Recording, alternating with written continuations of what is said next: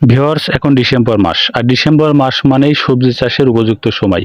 তো ডিসেম্বর মাসে আপনারা কোন কোন সবজি চাষ করতে পারবেন এবং তার ভিতর থেকে কোন কোন সবজি চাষ করলে অধিক পরিমাণে লাভবান হওয়া সম্ভব, তো ভিডিওর মাধ্যমে আলোচনা করব এই ডিসেম্বর মাসে আপনারা এর ভিতর থেকে কোন কোন সবজি শর্ট টার্ম এবং কোন কোন সবজি লং টার্মে আপনারা চাষ করে অধিক পরিমাণে লাভবান হতে পারেন।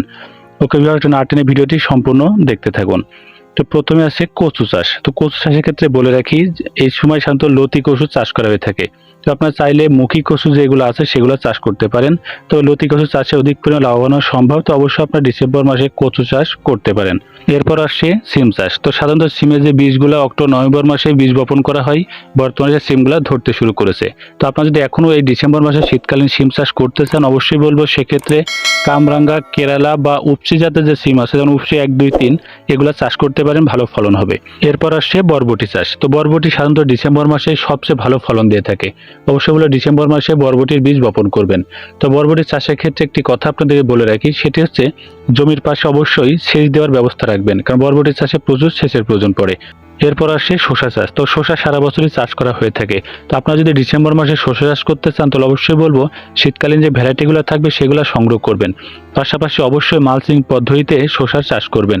এতে করে সেচ দেওয়া লাগবে কম, পাশাপাশি রোগ ব্যাধি আক্রান্ত যেমন কম হবে, সেই সাথে প্রচুর পরিমাণে শসা পাবেন। তো অবশ্যই মালচিং পদ্ধতিতে শীতকালীন ভ্যারাইটি চাষ করুন। এরপর আসছে লাউ চাষ। তো লাউ সারা বছর চাষ করা হয়ে থাকে।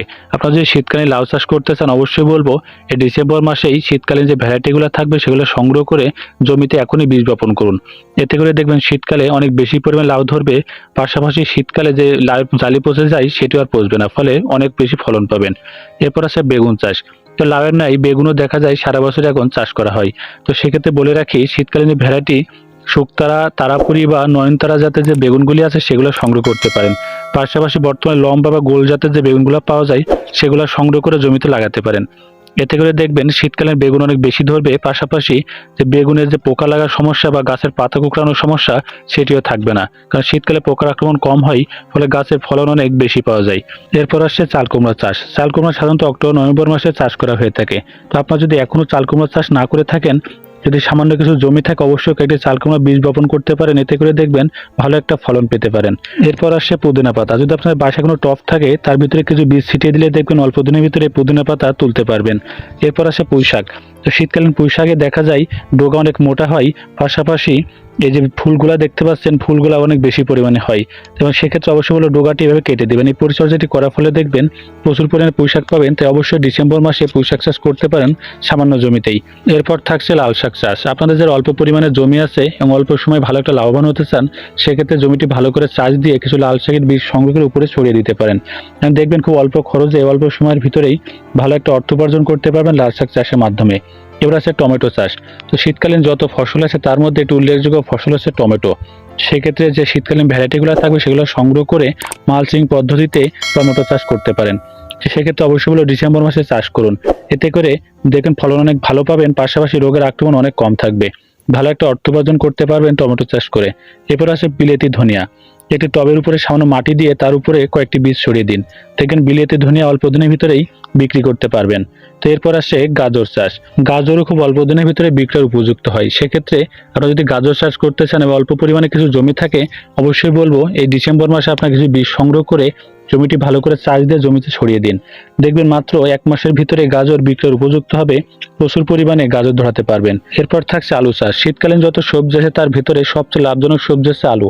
অবশ্যই আপনার আলু চাষের ক্ষেত্রে বলে রাখি যে বীজ আলু সংগ্রহ করে সেগুলো ভালো করে আগে শোধন করে নেবেন।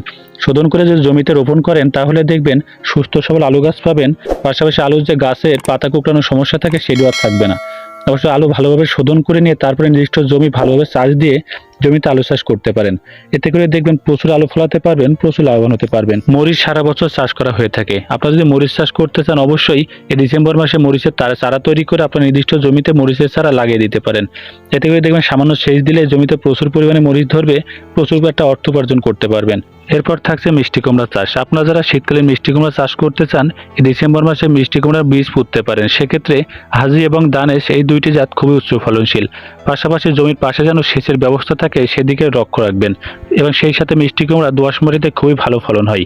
অবশ্যই দোআঁশ মাটিতে মিষ্টি কুমড়া চাষ করবেন। এরপর থাকছে করলা চাষ। করলা খেতে তেতে হলেও বাজারে রয়েছে ব্যাপক চাহিদা। তো আপনারা যদি করলা চাষ করতে চান তাহলে অবশ্যই বলবো ডিসেম্বর মাসে বীজগুলা জমিতে লাগিয়ে ফেলতে পারেন।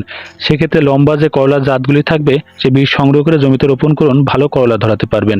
এরপর রয়েছে মূলা। তো মূলা অক্টোবর নভেম্বর মাসে চাষ করা হয়ে থাকে।